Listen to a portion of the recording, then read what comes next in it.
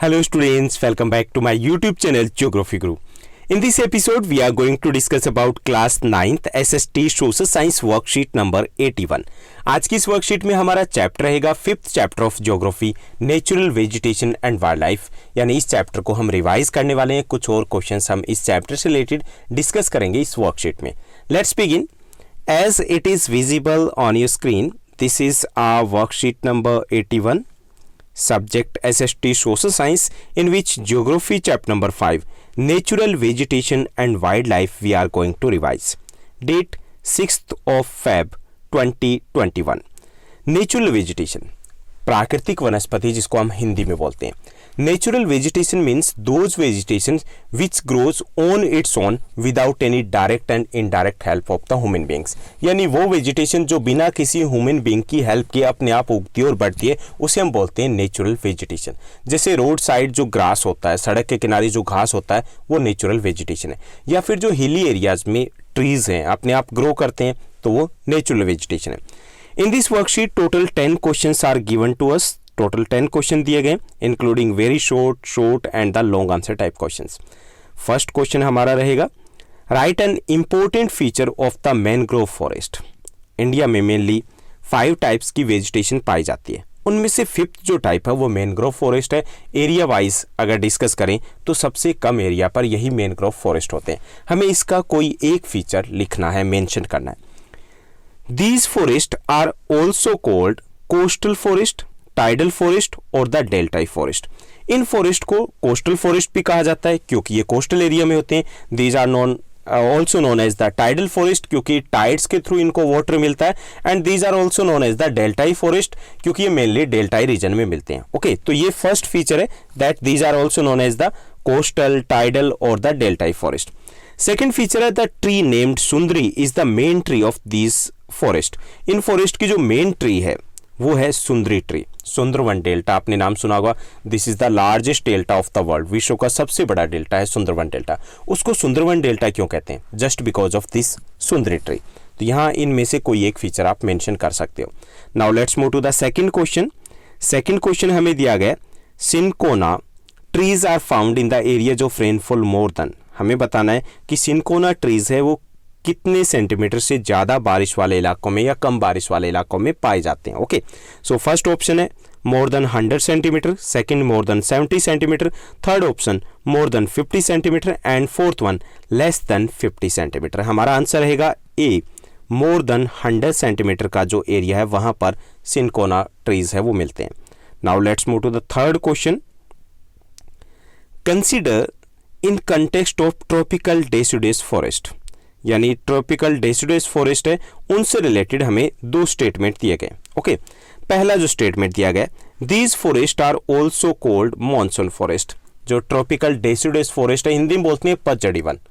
पतझड़ी one क्यों बोलते हैं, डेसिडुअस फॉरेस्ट क्यों बोलते हैं? Because these trees shade there leave during the dry summer season है, उसमें अपने पत्ते गिरा देते हैं, इसलिए उनको बोलते हैं डेसिडुअस फॉरेस्ट। तो इनमें पहला जो इनके बारे में स्टेटमेंट है that these forest are also called monsoon forest, तो ये बिल्कुल करेक्ट है। पहला स्टेटमेंट बिल्कुल सही है। सेकेंड स्टेटमेंट दिया गया, these forest are found in those areas where annual rainfall is less than 70 centimetre, तो ये बिल्कुल भी सही नहीं है। तो यहाँ पे पहला स्टेटमेंट है वो करेक्ट है। हमें बताना है which statement is or are correct. तो यहाँ पे हमारा आंसर रहेगा A, only statement 1 is correct. Now let's move to the next question. हमारा फोर्थ क्वेश्चन रहेगा, name the forest which are most wide spread in India. हमें बताना है कौन से फॉरेस्ट है जो हमारे देश के ज़्यादातर इलाकों में पाए जाते हैं, सबसे ज़्यादा जो पाए जाते हैं। उन वेजिटेशन की, उन फॉरेस्ट का नाम हमें बताना है जो हमें ऑप्शन दिए गए। पहला जो हमारा ऑप्शन रहेगा ट्रॉपिकल डेसिडुअस फॉरेस्ट, सेकंड है थॉर्नी फॉरेस्ट, थर्ड है माउंटेन फॉरेस्ट यानी पर्वतीय वन, फोर्थ है ट्रॉपिकल एवरग्रीन फॉरेस्ट। इसमें हमारा आंसर रहेगा ए, ट्रॉपिकल डेसिडुअस फॉरेस्ट। जो हमारा नॉर्दर्न पार्ट है, सेंट्रल पार्ट है या इंटरनल जो साउदर्न पार्ट है, वहाँ पर ट्रॉपिकल डेसिडुअस फॉरेस्ट पाए जाते हैं। हम स्टेट वाइज बात करें, यूपी, झारखंड, मध्य प्रदेश, पंजाब, हरियाणा, छत्तीसगढ़, महाराष्ट्र, आंध्र प्रदेश, तेलंगाना, कर्नाटका, तमिलनाडु, इनके ज़्यादातर जो पार्ट है उसमें ट्रॉपिकल डेसिडुअस फॉरेस्ट पाए जाते हैं। सो जो wide spread, most wide spread forest है वो है tropical deciduous forest. Now let's move to the fifth question. जो हमारा फिफ्थ क्वेश्चन है, which union territory of India has the lowest area in terms of forest. हमें बताना है कि कौन सी यूनियन टेरिटरी है जहाँ पर सबसे कम फॉरेस्ट एरिया है। तो यहाँ पे दिल्ली है, दिल्ली में नियर अबाउट 12.9% फॉरेस्ट एरिया है। चंडीगढ़ की बात की जाए तो यहाँ पर नियर अबाउट 18% फॉरेस्ट एरिया है। अंडमान निकोबार में नियर अबाउट 80% फॉरेस्ट एरिया है। And in Daman and Diu near about 18% forest area. तो यहाँ पे सबसे कम कहाँ हुआ? दिल्ली में। सो हमारा आंसर रहेगा A, Delhi has the lowest area in terms of forest in India. Now let's move to the sixth question. Sixth question हमारा सोर्स बेस्ड क्वेश्चन है। ऐसे आपके भी एग्जाम में सोर्स बेस्ड क्वेश्चन रहने वाले हैं। तो यहाँ पे क्या करना है, हमें इंस्ट्रक्शन दिए गए हैं, read the paragraph carefully and answer the following questions. हमें इस पैराग्राफ को पढ़ना है सबसे पहले and after that we will discuss the question based on this paragraph. Our country India is one of the 12 mega biodiversity countries of the world. हमारा देश है वर्ल्ड के 12 मेगा बायोडाइवर्सिटीज कंट्रीज में से एक है। बायोडाइवर्सिटी क्या होती है? Bio plus diversity. Bio means bio include flora and फोना, दोनों बायो में आ जाते हैं। Diversity means the various types of the varieties. तो यहाँ पर इंडिया उनमें से एक है जहाँ पर बहुत अधिक वैरायटीज मिलती है फ्लोरा एंड फोना की। With about 47,000 species of plants, India occupies the 10th place in the world and 4th in Asia. 47,000 species of plants India में मिलती है और उसके बेस पर हम वर्ल्ड में 10th पोजीशन पे हैं, एशिया में हम 4th पोजीशन पे हैं। There are about 15,000 flowering plants in India और लगभग 15,000 flowering plants की species भी हमारे यहाँ पर मिलती है, which is 6% of flowers plant in the world, और ये वर्ल्ड का 6% होते हैं। So it means that plants की बात करें तो हम काफ़ी रिच हैं। Many flowers in our country such as the many non flowering plants है such as the fern, algae, fungi are also found in India. यानी कि काफ़ी सारी ऐसी स्पेसीज है जो नॉन फ्लावरिंग प्लांट्स है, वो भी इंडिया में मिलती है। India has also near about 90,000 animal species as well as rich variety of fish in its fresh and the marine water। हमारे यहाँ पे अप्रोक्सीमेटली 90,000 एनिमल्स की स्पेसीज भी मिलती है और साथ साथ 2500 के आसपास जो फिश की वैरायटीज़ है, चाहे वो फ्रेश वाटर की है या फिर मैरिन यानी कि समुद्री खारे पानी के, उनकी वैरायटीज़ भी मिलती है। सो ओवरऑल हम इस स्टैंजा के बेस पर, पैराग्राफ के बेस पे ये कह सकते हैं that India is quite rich in flora and फोना, बोथ दोनों में हम काफ़ी धनी है। अब हम क्वेश्चंस की बात करेंगे जो इस पैराग्राफ पर बेस्ड है। काफ़ी इजी क्वेश्चन रहते हैं पैराग्राफ पर बेस्ड। पहला जो क्वेश्चन दिया गया, eight which place India stands in terms of biodiversity in the world. Biodiversity के बेस पर इंडिया की वर्ल्ड में कौन सी पोजीशन है, तो इस पैराग्राफ में हमें मेंशन जो किया गया उसी के अकॉर्डिंग हमें राइट करना है। So India occupies 10th position in the world. Second हमारा क्वेश्चन है, how many types of vegetation are found in India. India में कितने टाइप की वेजिटेशन मिलती है? So near about 47,000 types of vegetation are found in India. Now let's move to the third part of sixth question को। जो third part है ये दिया गया, write the names of any 2 non flowering plants found in India. Non flowering plants जो India में मिलते हैं उनके नेम मेंशन करते हैं, तो वो है fern and the fungi. Now let's move to the fourth and the last part of sixth question. ये हमारा सिक्स्थ क्वेश्चन का फोर्थ पार्ट रहेगा। Explain the statement, India is a country with biodiversity. एक स्टेटमेंट दिया गया कि India एक ऐसा देश है जहां पर काफ़ी ज़्यादा बायोडाइवर्सिटी है। हमें इस पैराग्राफ के बेस पर इस स्टेटमेंट को एक्सप्लेन करना।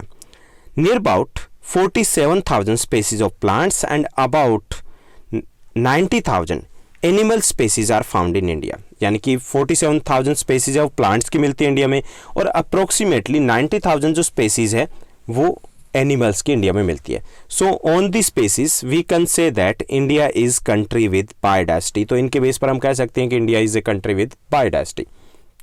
Now let's move to the seventh question, What are the factors responsible for huge diversity in flora and fauna in India?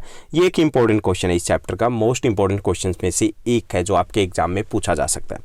यहाँ पे पूछा गया कि India is having the huge biodiversity, जो हमने ऊपर डिस्कस किया, उसके कारण क्या है, फैक्टर्स कौन से रिस्पॉन्सिबल है, किसके कारण इतनी बायोडाइवर्सिटी मिलती है। तो पहला कारण है huge size of India. As you know that India is the 7th largest country of the world. Area के अकॉर्डिंग हम 7th लार्जेस्ट कंट्री है।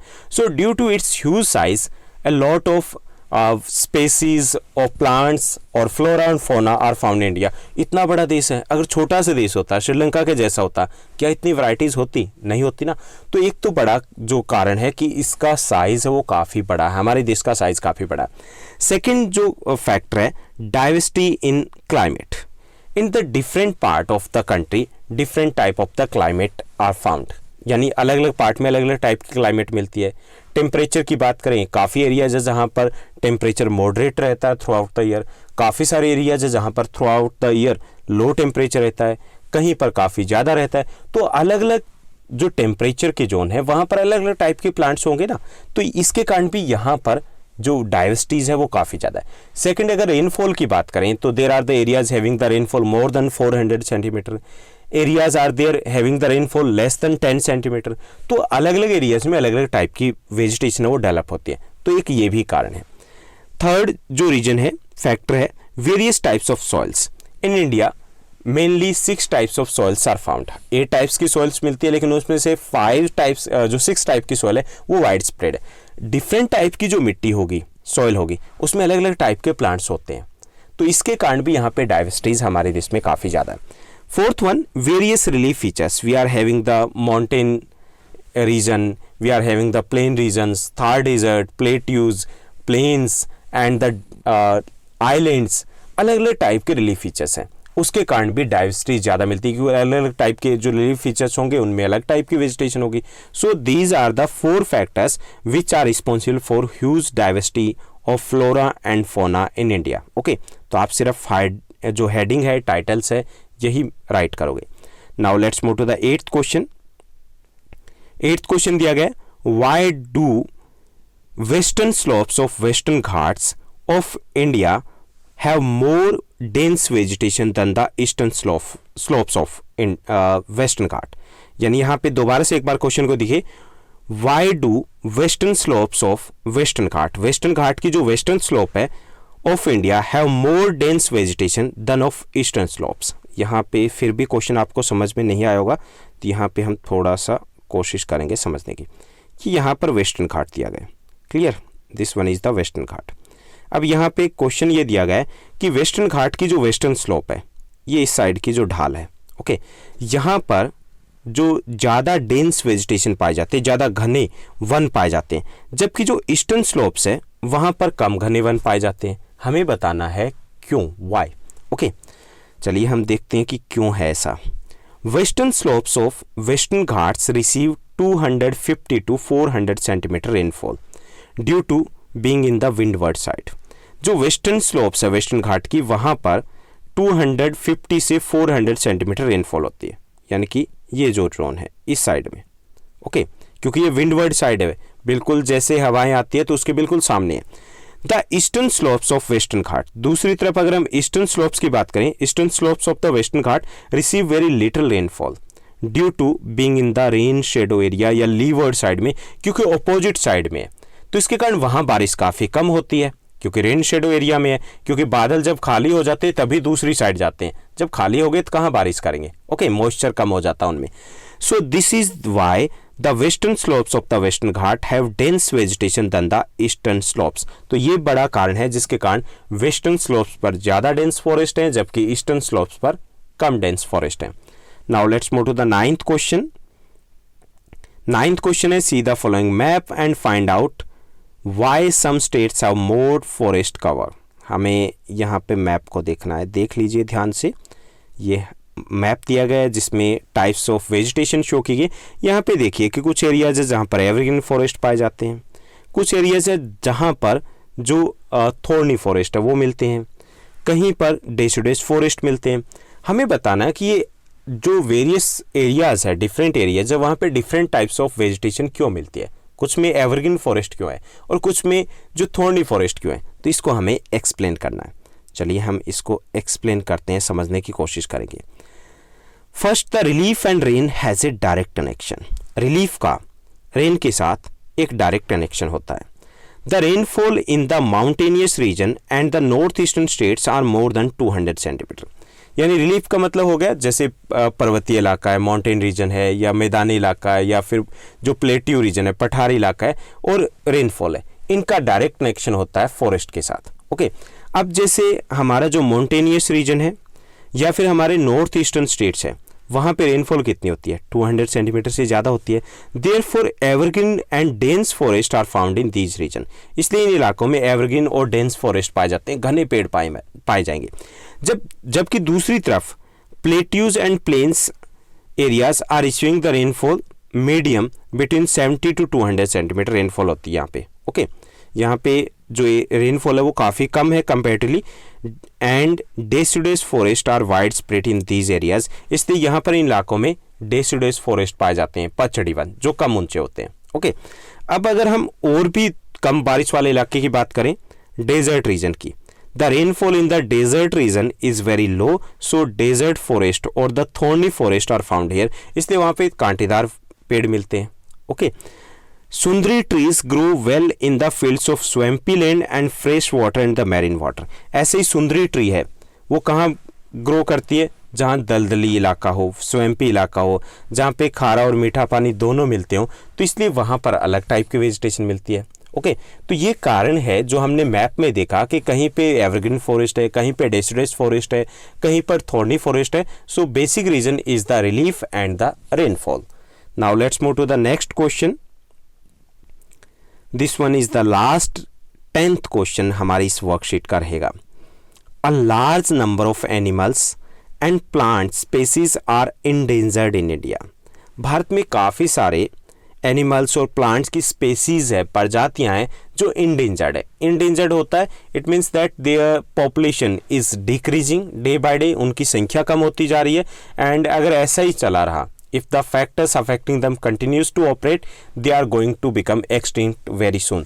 अगर ऐसा ही चलता रहा तो कभी न कभी जल्द ही वो गायब हो जाएगी, जिसको एक्सटिंक्ट बोलते हैं इंग्लिश में, हिंदी में बोलते हैं विलुप्त, जैसे कि डायनासोर है, ऐसा होने वाला है। ओके, तो यहाँ हमें एग्जाम्पल भी देने हैं और कारण भी बताने हैं ऐसा क्यों हो रहा है। A large number of animals and plant species are endangered in India. Near about 1300 plant species are in crisis in India. 1300 के आसपास हमारे प्लांट स्पेसीज है जो इंडेंजर्ड है, यानी कि जिनकी जो नंबर्स हैं वो तेजी से कम हो रहे हैं। While 20 plant species have become extinct, जबकि 20 प्लांट स्पेसीज है वो एक्सटिंक्ट हो चुके हैं ऑलरेडी। हम सिर्फ उनको पिक्चर में देख सकते हैं कि ऐसे होते थे ये प्लांट्स। और एनिमल्स की बात करें, जैसे pink head duck, Asian lion, ये एक्सटिंक्ट ऑलरेडी हो चुके हैं। अब इनके कारण क्या हैं, फैक्टर्स, कौन से फैक्टर्स है रिस्पॉन्सिबल है इनके लिए, तो वो हमें डिस्कस करने। So following factors are responsible for this. First one is the population growth. Population is increasing day by day, तेज़ी से जनसंख्या बढ़ रही है। अब जनसंख्या बढ़ रही है, उसके लिए हमें ज़्यादा रोड्स चाहिए, वी नीड मोर ट्रैफिक हमें चाहिए, वी नीड मोर हाउसेज चाहिए। तो इसके लिए क्या किया गया, हमने फॉरेस्ट एरिया को साफ कर दिया। इससे क्या हुआ, it negatively affected the plant species है या एनिमल स्पेसीज है, उसको अफेक्ट किया है, क्योंकि जब वन कम हो गए तो वन्य जीव कहाँ जाएंगे, वहाँ से जो वाइल्ड लाइफ है वो कहाँ जाएगी। तो पहला जो बड़ा कारण है वो पॉपुलेशन ग्रोथ है। Second one is the agricultural expansion. More population means more people to eat, ज़्यादा पेट, ज़्यादा लोग मतलब ज़्यादा पेट, ज़्यादा पेट मतलब ज़्यादा खाना चाहिए उनको। अब उसके लिए क्या किया गया, we have to increase our production, agriculture production बढ़ाना पड़ेगा। और इसके लिए हमने एग्रीकल्चर के एक्सपेंशन के लिए we clear the large areas of the forest को हमने कवर कर दिया, क्लियर कर दिया हमने, और उससे भी नेगेटिव इफेक्ट पड़ा जो वाइल्ड लाइफ है, फ्लोरा एंड फोना के ऊपर। थर्ड है development of industries. After the independence specially we have done a lot positively growth in the, अगर हम इंडस्ट्रीज़ की बात करें तो काफ़ी इंडस्ट्रीज़ है वो डेवलप हुई है। कहाँ डेवलप हुई है, जो खाली एरियाज़ थे, जो फॉरेस्ट एरियाज़ थे, उनको क्लियर किया हमने, तो इसने भी नेगेटिवली इफेक्ट किया फ्लोरा एंड फौना को। Fourth one is the developmental project such as the dam, roads, railways, इनका एक्सपेंशन किया गया। And for this purpose to we cleared a lot of forest areas को हमने क्लियर किया है। Large scale illegal hunting of the wild animals, हालांकि we have the wildlife protection act है हमारे पास, फिर भी अभी भी कंटिन्यू है, काफ़ी सारे हिली एरियाज है वहाँ पर, तो जो इलीगल हंटिंग है उसके कारण भी काफ़ी सारी स्पेसीज है वो इंडेंजर्ड की कैटेगरीज में आ चुकी है। Sixth one is the pollution. Pollution is also responsible for the endanger of the large number of the plants and the animal species. Specially जो बर्ड्स हैं वो खतरे में आ गए हैं इस पॉल्यूशन के कारण। तो ये कुछ कॉजेज और फैक्टर्स है जिसके कारण प्लांट्स और एनिमल्स की स्पेसीज है वो कम होती जा रही है और इंडेंजर्ड की कैटेगरीज में आ चुकी है।